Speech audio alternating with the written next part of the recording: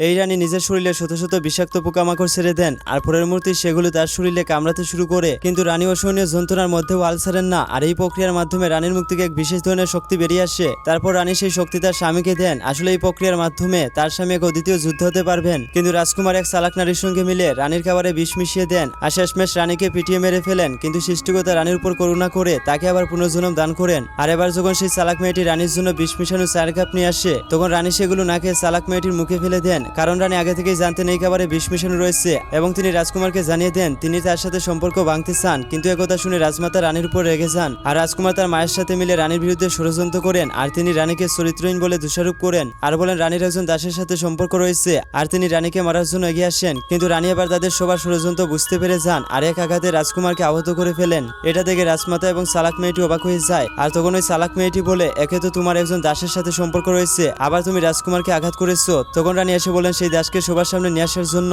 আর যখন সেই দাসকে সবার সামনে নিয়ে আসা হয়, তখন সে ভয়ে কাঁদতে কাঁদতে রানীকে সব সত্য জানিয়ে দেয় আর বলে রাজকুমার তাকে ভয় দেখিয়ে রানীকে ফাঁসানোর জন্য বলেছিলেন আর তার জন্য তাকে অনেক টাকা উপহার দেওয়া হয়েছিল। কিন্তু তখন ওই চালাক মেয়েটি একটা ছুরি দিয়ে রানীকে হত্যা করার চেষ্টা করে, কিন্তু রানী তার ছুরির আঘাত থেকে বেঁচে যান। আর তখন ওই রাজমাতা অজ্ঞান হয়ে যান আর রাজকুমার তার মাকে বাঁচানোর জন্য রানীর কাছে প্রার্থনা করেন। পরের বার দেখার জন্য ভিডিওতে লাইক করো।